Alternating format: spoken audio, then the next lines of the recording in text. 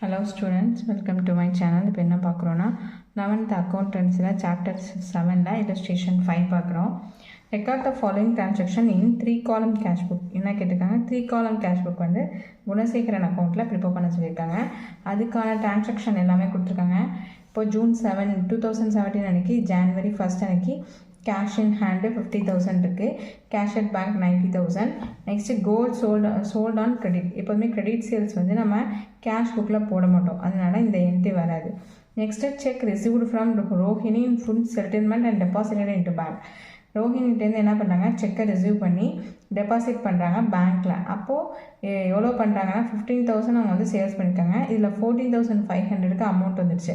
Balance 500 என்னது நம்ம discount allow பண்ணியிருக்கோம், அதை நம்ம போடணும். Next cash deposited into bank through cash deposit machine மூலிமா கேஷை வந்து பேங்க்கில் டெபாசிட் பண்ணியிருக்காங்க. அப்போது இது contra entry. Cash into bank into cash அப்படின்னு வரும். நெக்ஸ்ட்டு குட்ஸ் சோல்டு டு ஸ்ரீதர்கிட்ட நம்ம குட்ஸை வந்து சேல்ஸ் பண்ணியிருக்கோம் 12,000க்கு. He made the payment of 11,800 by debit card மூலியமாக அவர் என்ன பண்ணிட்டார், 11,800 செட்டில் பண்ணிட்டாரு. அண்ட் கேஷ் வந்து 200 அலோவ் பண்ணியிருக்காங்க. அப்போது இது எங்கே வரும் அப்படின்னா சேல்ஸ் அக்கௌண்ட்டில் வரும், பேங்க்கில் தான் பண்ணியிருக்காங்க. ஓகேவா, இனிமேல் டெபிட் கார்டு மூலியமாக, அதனால் பேங்க்கில் போட்டுட்டு அமௌண்ட்டை 200 பேலன்ஸை வந்து டிஸ்கவுண்ட் கொடுக்கணும். Next money withdrawn from bank for office use. இது வந்து ஆஃபீஸ் யூஸ்க்காக தான் பேங்க் வித்ட்ரா பண்ணுறாங்க. அப்போ பேங்க் டு கேஷ், அப்போ பேங்க்கை வந்து பேங்க்லேருந்து எடுக்கிறாங்க. அப்போது கேஷ் டு பேங்க், இது ஒரு contra entry. Next purchase goods from Raja for 10,000. Purchase ராஜாட்டேருந்து நம்ம பர்ச்சேஸ் பண்ணுறோம் 10,000க்கு.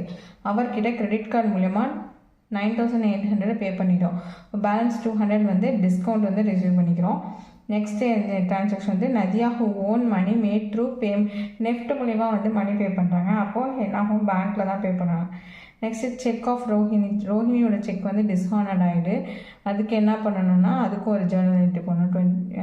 Credit side by Rohini account சொல்லிட்டு அதுக்கும் அமௌண்ட் போடணும் பேங்க்கில். ஓகேவா, வாங்க நம்ம டிரான்சாக்ஷன் போடும்போது புரியும். புக்கில் பார்த்துங்க, இந்த books of Gunasekaran 3 column cash book. Okay, 3 column cash book போட போகிறோம். இதுக்கு ஹெட்டிங் எப்படின்னு தெரியும், டெபிட் கிரெடிட் டபுள் சைடு எடுத்துக்கிட்டு டேட்டு, டெபிட் சைடு வந்து டேட், ரெசிப்ட்டு, ஆர்என் எல்எஃப் 2 காலம் ஓப்பன் பண்ணிக்கணும். நெக்ஸ்ட்டு அமௌண்ட் சைடு வந்து 3 column கேஷ் புக் இருந்ததுனால டிஸ்கவுண்ட் அலவுடு, கேஷ்க்கு ஒரு காலம், பேங்க்கு ஒரு காலம். அதே மாதிரி credit side date, payments, voucher number, ledger folio, இதுக்கும் 3 number, discount received, cash, bank. இது வந்து கிரெடிட் சைட் போட்டுக்கணும். ஓகேவா, ஃபஸ்ட் என்ட்ரி என்ன கொடுத்துருக்காங்க, ஜேர்னல் என்ட்ரினா கேஷ் இன் ஹேண்ட் சம்ம பார்த்துங்க. 2017 January 1st அன்னைக்கு cash in hand, cash at bank. அப்போது ஓப்பனிங் பேலன்ஸ் எங்கே வரும், டெபிட் சைடு தான் வரும். ஓகே, 2017 January 1st அன்னைக்கு டு பேலன்ஸ் பி பை டின்னு போட்டு கேஷ் எவ்வளோ ஹேண்டில் இருக்குது 50,000, பேங்க்கில் 90,000, அதை அப்படியே என்ட்ரு பண்ணிக்கணும். நெக்ஸ்ட்டு டிரான்சாக்ஷன் பாருங்கள், January 2nd அன்னைக்கு good sold on credit to Rohini. அப்போ நம்ம அந்த என்ட்ரி என்ன பண்ண மாட்டோம், எடுத்துக்க மாட்டோம், ஏன்னா இது வந்து கிரெடிட் சேல்ஸ், அதனால் இதை வந்து விட்டுருவோம். Only cash sales, cash purchase மட்டும் தான் கேஷ் புக்கில் போடுவோம். நெக்ஸ்ட்டு டிரான்சாக்ஷன் பண்ணுங்கள், check received from Rohini in food settlement and deposited into bank. என்ன பண்ணுறாங்க, கேஷை வந்து வாங்கிடுறாங்க ரோஹிணி, அதை வந்து பேங்க்கில் டெபாசிட் பண்ணுறாங்க. அப்போது என்ன வரும், debit side to Rohini account சொல்லிட்டு debit side to Rohini account 14,500 என்ன பண்ணுறாங்க, பேங்க்கில் தான் டெபாசிட் பண்ணுறாங்க. அதனால் 14,500 பேங்க்கில் போட்டு பேலன்ஸ் 500 வந்து டிஸ்கவுண்ட் அலவுடில் போட்டணும், அது வந்து நமக்கு டிஸ்கவுண்ட்.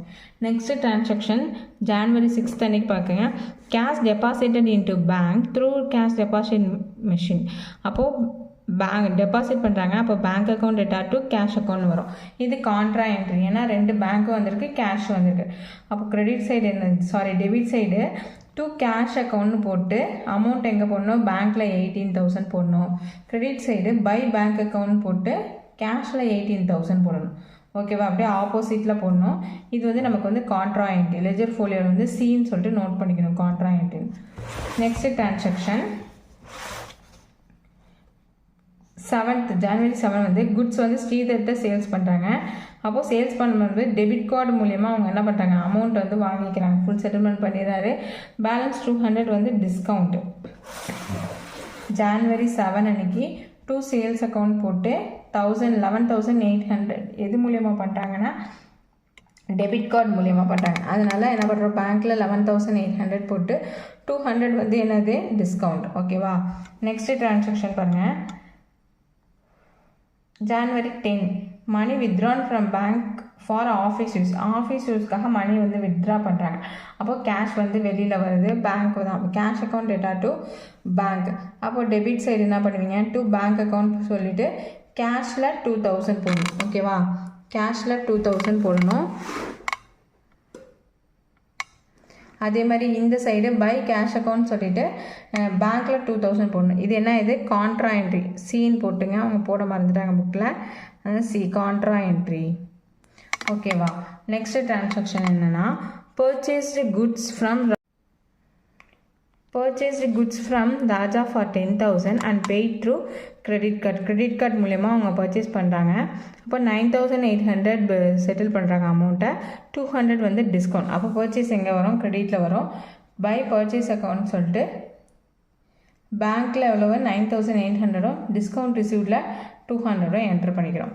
நெக்ஸ்ட் ட்ரான்சாக்ஷன் 14 அன்னைக்கு Nadhiya who own money made the payment through NEFT மூலயமா 18,000 அவங்க வந்து என்ன பண்ணுறாங்க, பே பண்ணுறாங்க. அப்போது டு நதியா அக்கௌண்ட் போட்டு நெஃப்ட்டுங்கிறதுனால பேங்க்கில் தான் பண்ணியிருப்பாங்க 18,000. ஓகேவா. பேங்க்கில் என்ட்ரு பண்ணிடணும். Next 27th entry, cheque of Rohini dishonoured. ரோஹிணியோட செக் வந்து டிஸ்ஹானர் ஆகிடுது. அப்போ வந்து அது வந்து கிரெடிட்டில் வரும். பை ரோஹிணி அக்கௌண்ட் சொல்லிட்டு பேங்க்கில் தான் செக் டிஸ்ஹானர் ஆகிடுச்சு. அப்போ 14,500 பேங்க் கொடுத்தணும். ஓகேவா. எல்லா ட்ரான்சாக்ஷனையும் முடிச்சு எந்த சைடு அதிகமாக இருக்குன்னு பார்க்கணும். டெபிட் சைடு தான் அதிகமாக இருக்கணும். டிஸ்கவுண்ட்டை மட்டும் அப்படியே டோட்டல் பண்ணி போட்டுற வேண்டியதான். நெக்ஸ்ட்டு கேஷ் எவ்வளோ வருது, பேங்க் எவ்வளோ வருதுன்னு டோட்டல் பண்ணிவிட்டு இங்கே அமௌண்ட் எவ்வளோ லெஸ் ஆகுதோ பை பேலன்ஸ் சி பை டின்னு சொல்லிட்டு அந்த மந்தோட லாஸ்ட் டேட்டில் by balance C by D 34,000 1,26,000 இந்த டிஸ்கவுண்ட்டை அப்படியே ஆட் பண்ணி போட்டுற வேண்டியதான். இது என்ன ஆகும், நெக்ஸ்ட் மந்தோட ஓப்பனிங் பேலன்ஸாக வரும். February 1 அன்னைக்கு to balance B by D 34,000 1,26,000 போட வேண்டாம். ஓகே, சம் புரியும்னு நினைக்கிறேன். புரியல கமெண்ட் செக்ஷனில் கமெண்ட் பண்ணுங்கள். தேங்க்ஸ் ஃபார் வாட்சிங்.